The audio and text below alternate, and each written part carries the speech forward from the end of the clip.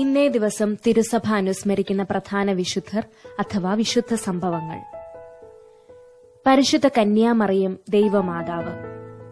നവവത്സരം കന്യാമറിയത്തിന്റെ ദൈവമാതൃത്വ തിരുനാളോടുകൂടി ഇന്ന് ആരംഭിക്കുകയാണ്. നവവത്സരത്തിൽ ദൈവമാതാവിനെ നമ്മുടെ അമ്മയായി കാണുക. അലക്സാൻഡ്രിയയിലെ വിശുദ്ധ സിറിൽ എഴുതിയിരിക്കുന്നു, യാതൊരു കാരണത്താലും ഏകകർത്താവായ യേശുക്രിസ്തുവിനെ രണ്ട് പുത്രന്മാരായി, ദൈവപുത്രനും മനുഷ്യപുത്രനുമായി വേർതിരിക്കാവുന്നതല്ല. മനുഷ്യയാളിനോട് വചനം ചേർന്നുവെന്നല്ല വിശുദ്ധ ഗ്രന്ഥം പറയുന്നത്, പ്രത്യുത വചനം മാംസമായി എന്നാണ്. വചനം മാംസത്തോടും രക്തത്തോടും ചേർന്നുവെന്നാണ്. വചനം മനുഷ്യ ശരീരത്തെ സ്വന്തമാക്കി. പിതാവിൽ നിന്നുള്ള ദൈവത്വത്തെയോ ഉത്ഭവത്തെയോ നഷ്ടപ്പെടുത്താതെ സ്ത്രീയിൽ നിന്ന് മനുഷ്യനായി പിറന്നു. വചനം മാംസം സ്വീകരിച്ചപ്പോൾ മാംസമായി തന്നെയിരുന്നു.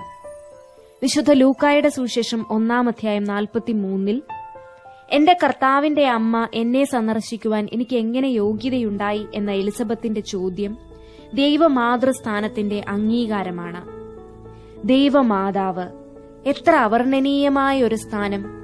സ്വർഗത്തെയും ഭൂമിയെയും അതിശയിക്കുന്ന മഹത്വത്തിനും ഉത്ഭവ പാപം കൂടാതെയുള്ള ജനനത്തിനും നിദാനം ദൈവമാതൃത്വമാണ്.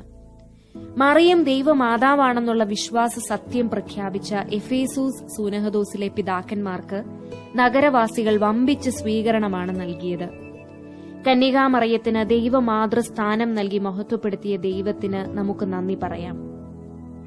വിചിന്തനം. മറിയമേ, ദൈവമാതാവേ, അങ്ങ് ഈ നവവത്സരത്തിൽ ഞങ്ങൾക്ക് തുണിയും സങ്കേതവുമായിരിക്കണമേ. ഇന്നേ ദിവസം അനുസ്മരിക്കുന്ന രണ്ടാമത്തെ സംഭവം നമ്മുടെ കർത്താവിന്റെ ഛേദനാചാരം. ക്രിസ്തുമസിന്റെ 8-ാം ദിവസം യഹൂദ നിയമമനുസരിച്ച് ഈശോ ഛേദനാചാരത്തിന് വിധേയനായി. എല്ലാ നീതിയും നിറവേറ്റാനും ദൈവനിയമത്തോട് അനുസരണ പഠിപ്പിക്കുവാനും ലോകത്തിലേക്ക് വന്ന ഈശോ മൂശയുടെ നിയമമനുസരിച്ചു. തിരഞ്ഞെടുക്കപ്പെട്ട ജനത്തെ വിജാതീയരിൽ നിന്ന് വേർതിരിച്ച് ഏകദൈവവാദം ഉറപ്പിക്കാനാണ് അബ്രാഹവും സന്തതികളും ഛേദനാചാരം ചെയ്യണമെന്ന് നിശ്ചയിച്ചത്. ഇതു സംബന്ധിച്ച് ലൂക്കാ സുവിശേഷകൻ ഇങ്ങനെ എഴുതിയിരിക്കുന്നു. വിശുദ്ധ ലൂക്കായുടെ സുവിശേഷം 2-ാം അധ്യായം 21-ാം വാക്യം. 8 ദിവസം തികഞ്ഞു, പരിച്ഛേദനത്തിനുള്ള സമയമായി. ശിശുവിന് ഈശോ എന്ന് പേരിട്ടു.